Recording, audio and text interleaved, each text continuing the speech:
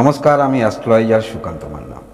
Society, relationship বা আপনার extra relationship, এগুলো কিন্তু জন্মকুণ্ডলী যদি বিচার বিশ্লেষণ করা যায় সমস্ত কিছুই কিন্তু জানা যায়। আপনি যখন জন্মগ্রহণ করছেন, যদি সঠিক date of time, birth place যদি থাকে, অবশ্যই জানা যায় আপনার কোনো রকম সম্পর্ক হবে কি না, বা সেই সম্পর্ক হেতু আপনার কোনো সোসাইটিতে বদনাম হবে কি না। এগুলো সমস্ত কিছুই কিন্তু জ্যোতিষশাস্ত্রে যদি ভালো করে বিচার বিশ্লেষণ করা হয় সেটি জানা যায়। অনেকেই আপনারা জটুক বিচার করেছেন বা যখন করেন, একটি কথা হালকা করে বলতে দেখা যায় যে আপনার যে পার্টনার যিনি হবেন কোনো রকম পরবর্তীতে সম্পর্ক জড়িয়ে যাবে না তো, এরকম চিন্তাভাবনা মনের মধ্যে থাকে, আপনারা প্রশ্ন করেন।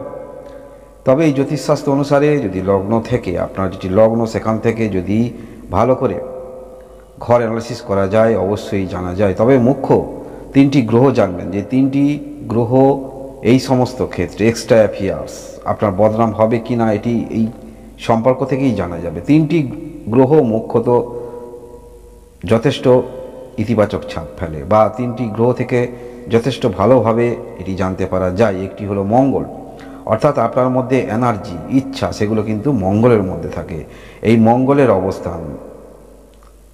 এবং আরেকটি গ্রহ, সেটি হলো ভৌতিক সুখ, যেটি হলো শুক্র গ্রহের অবস্থান, মঙ্গলের অবস্থান। মঙ্গল অর্থাৎ এনার্জি, যে কোনো কাজের ক্ষেত্রে অগ্রগতি রাখা, কারোর কথা না শোনা।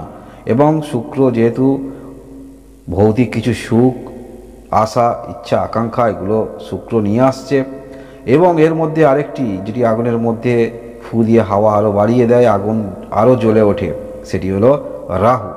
অনৈতিক চিন্তাভাবনা রাহু কিন্তু নিয়ে আসে। তাই আপনার জন্মকালীন কুণ্ডলিতে আপনি যখন জন্মগ্রহণ করেছেন, যে ডেট অফ বার্থ অনুসারে একটি তো ছক পাওয়া যাচ্ছে, সেই ছকেতেই এই যে তিনটি গ্রহের অবস্থান, এবং তিনটি গ্রহের অবস্থান কিছু কিছু বিশেষ ঘরে অবস্থিত থাকলে এই রকম সম্পর্ক জড়িয়ে পড়ার সম্ভাবনা সব থেকে বেশি। মঙ্গল শুক্র কানেকশান এবং সেখানে রাহু কানেকশান, অবশ্যই কোনো রকম অ্যাফেয়ার্স, এক্সট্রা অ্যাফেয়ার্স, সেটি কিন্তু সম্ভব হবে।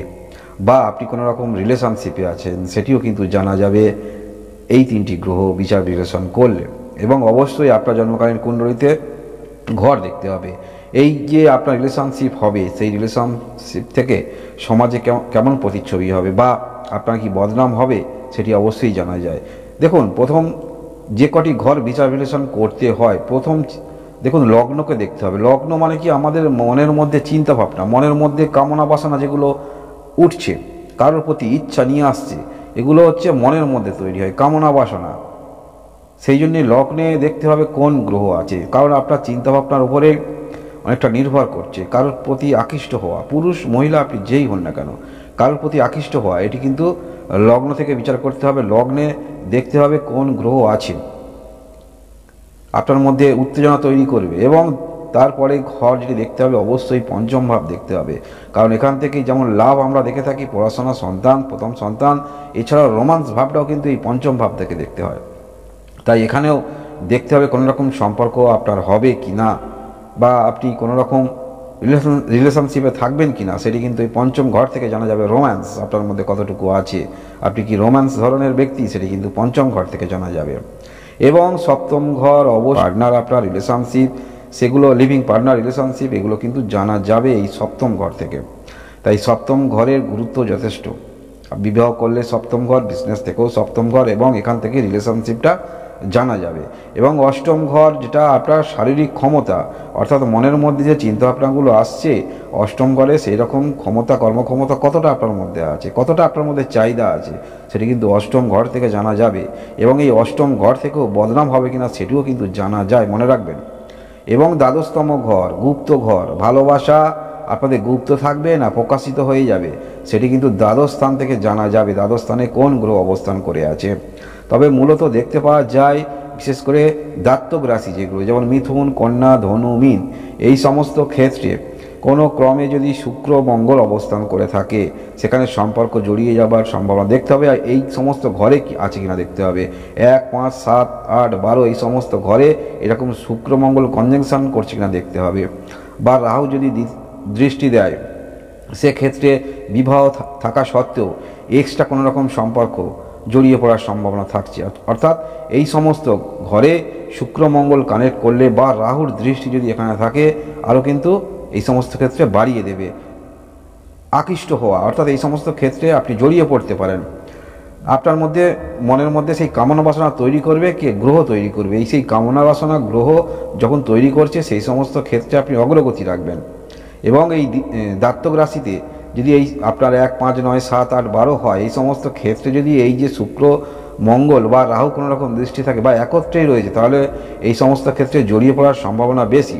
বা যদি পঞ্চমপতি সপ্তম রাশিতে অবস্থান করে, আপনার পঞ্চম ঘরের অধিপতি সপ্তমে অবস্থান করছে এবং 12তম ঘরের অধিপতি গ্রহ সপ্তম ঘরে অবস্থান করছে, তাহলে এই রকম সম্পর্কে জড়িয়ে পড়ার সম্ভাবনা প্রবল একটি যোগ থাকছে।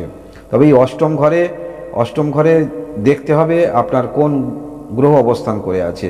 অষ্টম ঘরে যদি পঞ্চম সপ্তম নবম এইরকম গ্রহ অবস্থান করে থাকে তাহলে কিন্তু বদনাম হতে পারে, অর্থাৎ যে সম্পর্কের মধ্যে আপনি জড়িয়ে আছেন সেই সম্পর্ক থেকে বদনাম হতে পারে।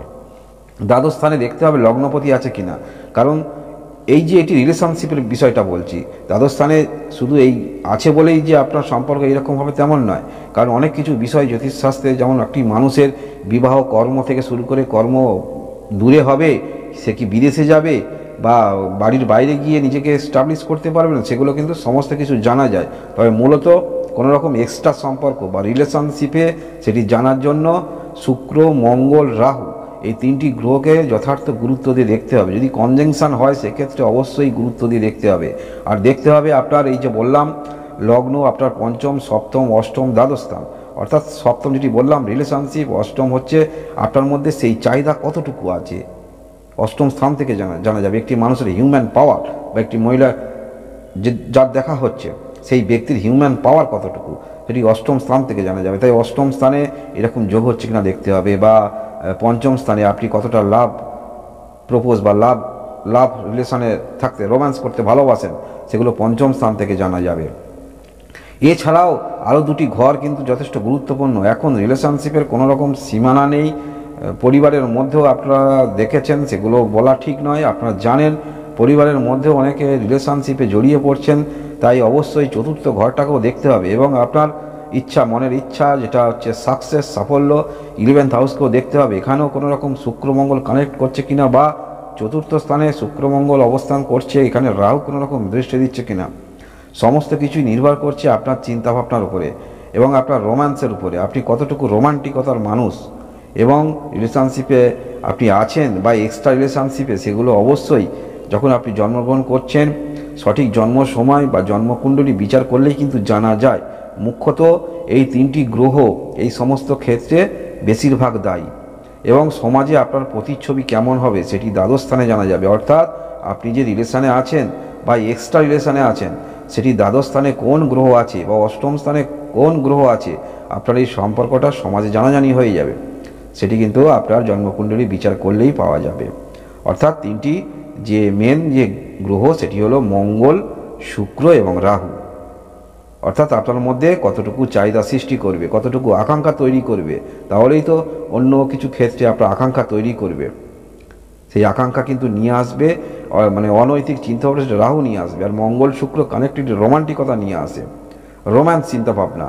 তাই এই যে তিনটি গ্রহ, এই যে বললাম জাতক রাশি যদি আপনার হয় 1, 5, 7, 8, 12 বা 4 ও 11তেও দেখতে পাওয়া যায়। তাই এই সমস্ত ক্ষেত্রে যদি সম্পর্ক স্থাপন করে এই গ্রহ, তাহলে পরবর্তী ক্ষেত্রে গ্রহের দশা অনুসারে জানা যাবে পরবর্তী ক্ষেত্রে এ কোনো রকম সম্পর্কে জড়িয়ে পড়তে পারে কিনা, সেটি অবশ্যই জন্মকুণ্ডলী বিচার করলে জানা যাবে। আপনারা সবাই ভালো থাকুন, সুস্থ থাকুন, ধন্যবাদ।